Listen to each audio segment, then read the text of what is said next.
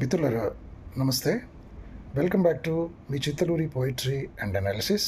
3 line poetry అనాలిసిస్కి స్వాగతం, సుస్వాగతం. గత వారం మనం ఇచ్చినటువంటి యుద్ధం అనే అంశం మీద మన మిత్రులు స్పందించిన విధానాన్ని నేను పరిశీలించిన మీదట ఒక 9 హైకులను తీసుకోవటం జరిగింది. ఆ 9 హైకులను as William Shakespeare said, the brevity is the soul of wit అన్నట్టుగా క్లుప్తంగా వాటి గురించి చర్చించడం జరిగింది. అయితే ఈ వారం టాప్ 3 అనేవి అంతగా ఏమీ లేకుండా పోయాయి. అయినా సరే నిరుత్సాహపడొద్దు. ఒక వారం ఇట్లా, ఒక వారం అట్లా కూడా ఉండొచ్చు. కానీ నిజాయితీగా మనం మంచి హైకులు, ఆ వెయిట్ ఉన్న హైకులు ఉన్నప్పుడు మాత్రమే అట్లా మనం చర్చించడానికి అవకాశం ఉంటుందని మీరు గమనించాలి. దాంట్లో రాజీ పడేది లేదు. రాస్తూ ఉన్న కొద్దీ మనకి ఇంకా మంచి ప్రాక్టీస్ అయ్యి మంచి హైకులు వచ్చే అవకాశం తప్పకుండా ఉంటుంది. కాబట్టి please follow this my channel for this beautiful analysis. Thank you. మరి అదే అంశం మీద నేను రాసిన హైకు వినండి. యుద్ధ శిథిలాలు. తల్లి రొమ్మును వెతుక్కుంటూ ఓ పాప. ఇదండి యుద్ధంలో మనకు కనిపించినటువంటి హృదయహృదారకమైనటువంటి దృశ్యం. యుద్ధ శిలాల మధ్య ఒక పసిపాప తన తల్లి రొమ్మును వెతుక్కుంటూ కనిపించే విషాదకరమైనటువంటి దృశ్యం. తల్లికి పిల్ల, పిల్లకు తల్లి కాకుండా ఎక్కడెక్కడో తునాతునకలై శిథిలాల మధ్య చనిపోయినటువంటి ఈ యుద్ధ బీభత్సాన్ని దృశ్యీకరించి కళ్ళకు కనిపింపచేసేలా ఉన్నటువంటి హైకుగా మనం దీన్ని చెప్పుకోవచ్చు.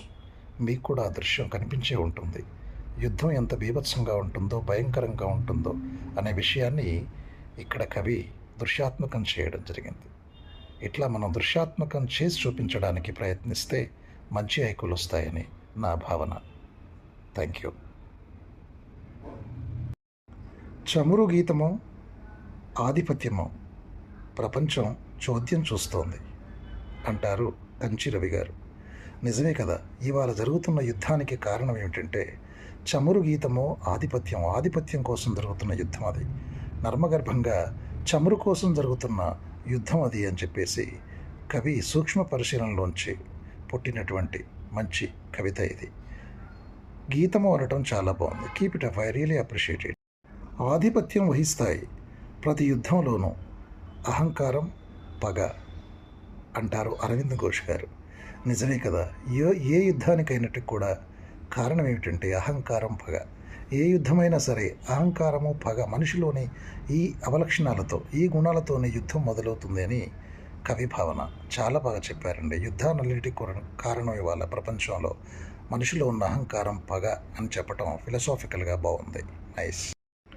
యుద్ధం గెలుపోటములు మిగిల్చేది శూన్యం అంటారు KVRLN గారు.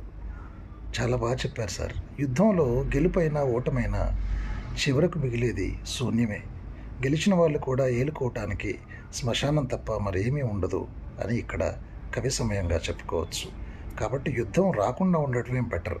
ఎవరు గెలిచారు, ఎవరు ఓడారు అనేది శూన్యానికి మాత్రమే దారితీస్తుంది అంటారు. బాంబు శబ్దం పిల్లల నవ్వుల్ని దొంగిలించింది. కె శాంతి గారు చాలా అద్భుతంగా చెప్పారండి. బాంబుల శబ్దం వెనక పిల్లల్లో నవ్వులు చూడని పరిస్థితి ఏర్పడింది.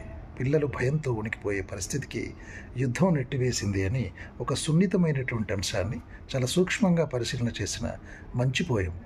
కె శాంతి గారు, I really appreciate you. Wonderful. Continue the same spirit.